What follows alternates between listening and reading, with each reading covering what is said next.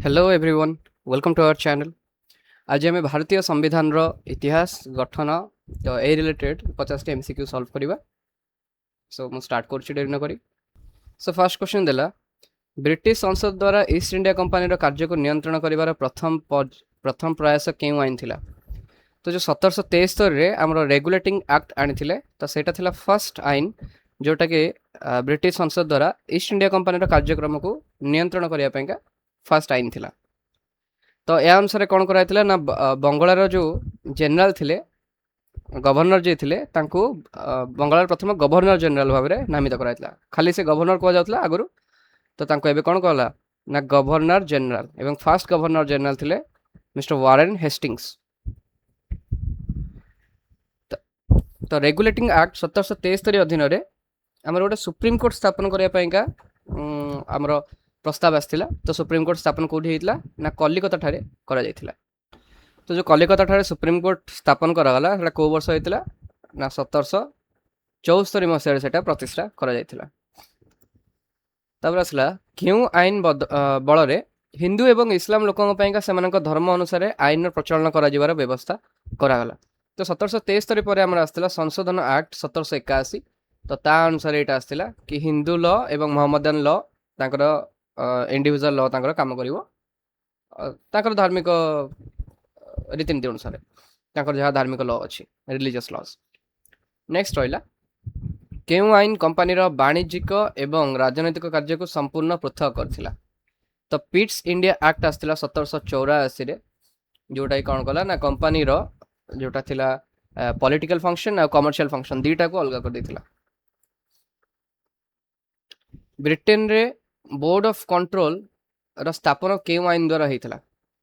से Pitt's India act 1784 अनुसार आम ब्रिटेन रे बोर्ड ऑफ कंट्रोल गोटे स्थापन कराइथिला जोटा कि सही ठारो भी कंट्रोल करथिला आमर ईस्ट इंडिया कंपनी रो शासन को। केउं आईन द्वारा ईस्ट इंडिया कंपनी रो एकचाटिया वाणिज्य अधिकार को 20 वर्ष पाइका वृद्धि करा जायथिला। तो चार्टर एक्ट 1793 आसला तादरे चार्टर दिया जाउथला कि तुम माने प्रति 20 वर्ष थरे एटा आसला एवं तांकर जो वाणिज्य अधिकार रहउथला ताको फर्दर रिन्यू करा होतला। जेंते हमें लाइसेंस रिन्यू करे तांकर से बेला चार्टर एक्ट द्वारा तांकर वाणिज्य अधिकार को वृद्धि करा जाउथला। बोर्ड ऑफ कंट्रोल रो सदस्य मानक दरमा भारतीय राजस्व दिया जिबा क्यों आईन रो आरंभ होइतिला?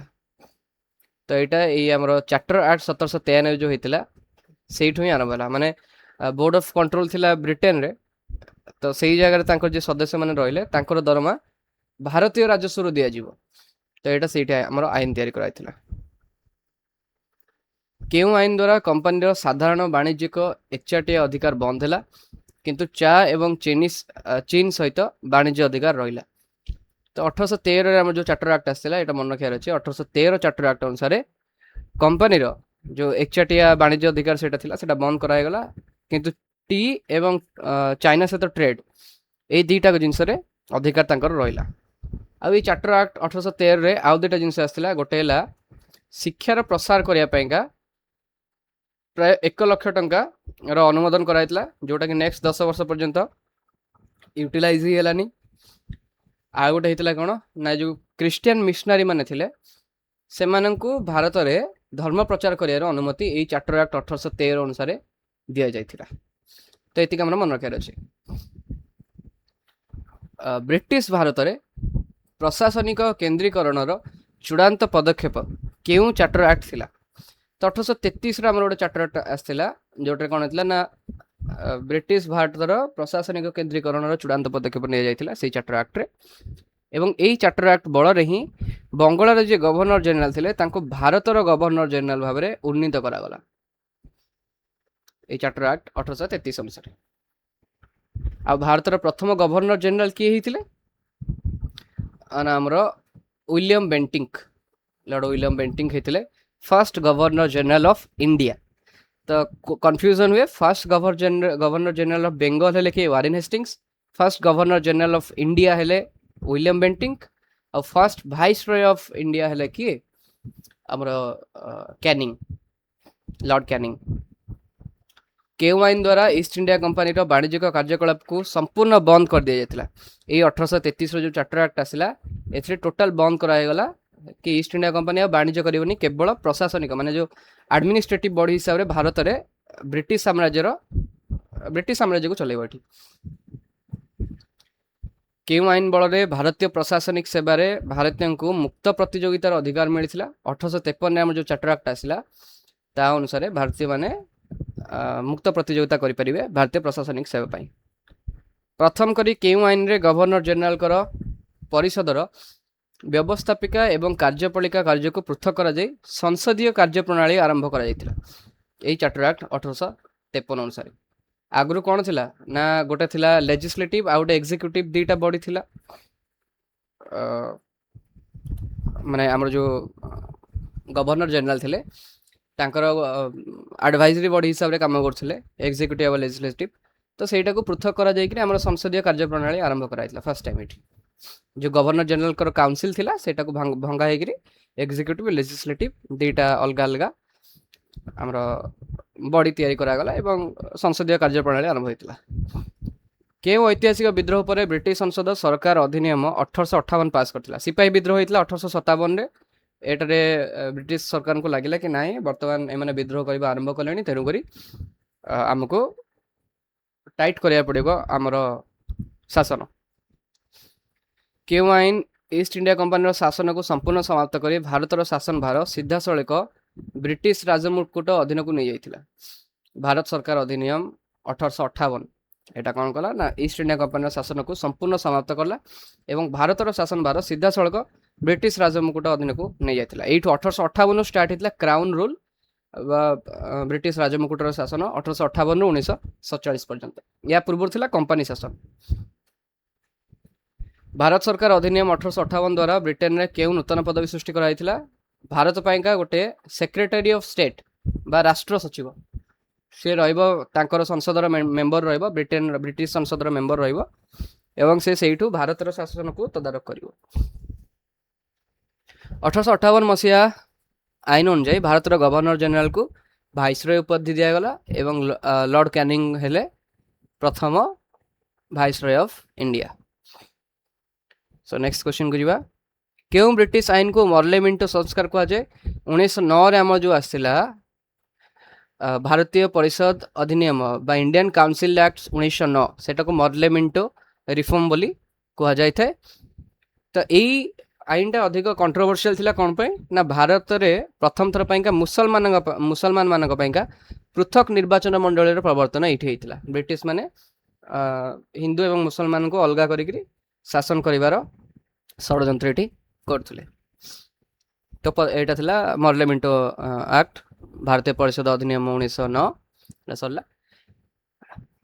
तो सांप्रदायिक विभाजन मंजी बुणी आईन मध्य एई 1909 रो जो भारतीय परिषद अधिनियम आईन अच्छे सेटा को कहा जाए मर्ले मिंटो संस्कार टा कहा जाए भारतीय इतिहास रे सांप्रदायिक विभाजन मंजी बुणी आईन। 1905 रे हमर जो बंग विभाजन आईन थिला तो से लॉर्ड कर्जन को बहुत माने समस्ते समालोचना करथिले। ठीक तापर सेमते मर्ले मिंटो संस्कार रे मध्य समालोचना ब्रिटिश सरकार को बहुत करा जायतिला। केउ आईन को मॉन्टेगु चेम्सफोर्ड संस्कार कह जायछि भारत सरकार अधिनियम 19 मॉन्टेगु चेम्सफोर्ड संस्कार सॉरी मॉन्टेगु चेम्सफोर्ड संस्कार केउ आईन को आमे कहूचे एटा होछि 1919 रो जो भारत सरकार अधिनियम एक्ट थिला अधिनियम सेटा को आमे कहूचे मॉन्टेगु चेम्सफोर्ड। तो 1909 टा हैला मर्ले मिंटो मॉन्टेगु चेम्सफोर्ड हैला कोटा 1919। भारत सरकार अधिनियम 1919 द्वारा प्रदेश गुडी करे केउ शासन व्यवस्था प्रवर्तन कर जायतिला? सबले कंफ्यूजन होबनी केबे डायरकी बा द्वैत शासन। तो द्वैत शासन आसियो माने 1919 रे ही फर्स्ट टाइम हमरा आस्तिला द्वैत शासन 1919 रे। आ द्वैत शासन ता कोठी आस्तिला एटा ना हमरो प्रदेश रे आस्तिला। भारत सरकार अधिनियम 1919 अनुसार प्रादेशिक विषय गुडी को केउ दुई भाग रे बंटन कर जायतिला? गोटे थिला संरक्षित आ गोटे थिला हस्तांतरित रिजर्व्ड आउ ट्रांसफर्ड। रिजर्व टा गवर्नर को पाखे रखा होतला एवं जोटा हस्तांतरित थिला ट्रांसफर्ड सब्जेक्ट से गुडी को जाउथिला जो प्रदेश रे जो शासन करथिबे जो हमरो निर्वाचित सदस्य माने ताको जो मंत्री थिबे से मानक पाखे रहउथिला। मंत्री मैंने कहते क्यों ब्रिटिश आईन प्रथम थर पर केन्द्र में एक 2 सदनीय विधानमंडल स्थापन कला यही भारत सरकार अधिनियम।